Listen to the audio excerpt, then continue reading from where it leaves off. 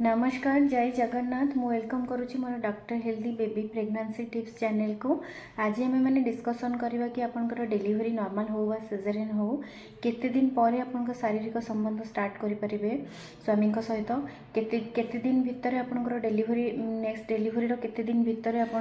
Pregnancy next रही chances थाए bath control पिल जदि यूज करोटा आपन सबुठ इफेक्टिव रहिबो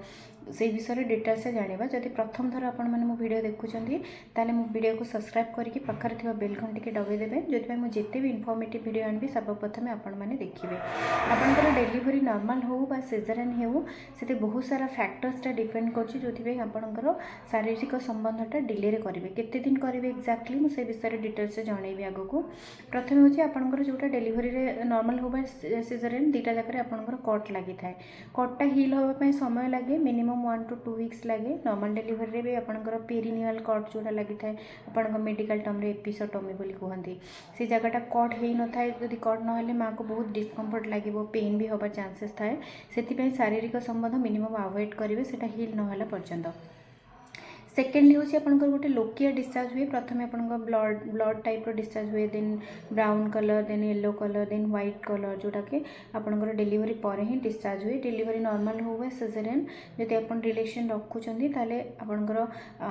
इन्फेक्शन हबार बहुत चांसेस हुए जिते पर्यटन आप लोकिया सिक्रेशनटा कम होनी। तृतीय आपंकर इस्ट्रोजेन लेवलटा सडनली कौन हुए कमी जाए डिलीवरी पर तो आपंकर से कौन करे आम ड्राइनेस कर दिए वैजाइना एरिया को ड्राइनेस कर दिए जदि आप शारीरिक संबंध रखुंट डिलीवरी इमिडिएटली पर ताले आपंकर कौन हुए बहुत डिस्कम्फर्ट लगे पेन हबार चांसेस भी थाए।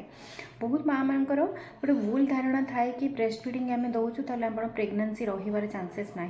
सेमती बिल्कुल भी ना आप ब्रेस्ट फीडिंग कले नेक्स्ट इवन आपंकर फर्स्ट पीरियड्स आसवा पूर्वर भी आपंकर फर्टिलाइजेशन होगी भी आप नेक्स्ट प्रेगनेंसी रही जाई पारे जेहेतु फर्स्ट प्रेगनेंसी आपंकर गर्भाशय बहुत वीक हो जाए सेकेंड नेक्स्ट प्रेगनेंसी प्लान करने आप गर्भाशय रेडी हाँपाई मिनिमम 2 years दरकार 2 years भितर मिनिमम गैप रखिए तो आप केते दिन भितर आपंकर ओराल आपंकर जोड़ा अच्छी कंट्रासेप्शन स्टार्ट करेंगे आपंकर जदि ब्रेस्ट फीडिंग करूँगी केतेटा आपंकर ये हैम्पर करें केतेटा कंट्रासेप्टिक नेले आपको ब्रेस्ट फीडिंगटा हैम्पर करें से जदि ओराल कंट्रासेप्टिक पिल नौ से कौन थाए दुईटा हार्मोन था इस्ट्रोजेन और प्रोजेस्टेरोन जोटा कि आपंकर ब्लड क्लॉटिंग प्रॉब्लम स्टार्ट करें देहरे जोटा कि 4 to 6 weeks पर नवा कथा जदि आप तार अल्टरनेट मिनी पिल गोटे जोटा कि इस्ट्रोजेन पिल बोली कहते जब से नौकरी से आपके पीरियड्स इरेगुलर होची आ गोटे डीएमपीए इंजेक्शन बोली आसे 3 month डिफरेन्स गोटे गोटे थर देवाक जाए से आपको स्पॉटिंग बेले बेले हो पारे सेटा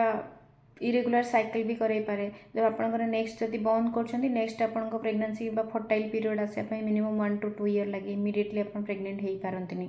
सबुठ बेस्ट मो हिसाब से आप कपर टी यूज करेंगे जोटा कि इमिडिएटली आप नहीं पारे बट इमिडिएटली नेले आपको 10% एक्सपेल हबार चांसेस थाए जदि आप डिलीवरी 4 to 6 weeks पर नौ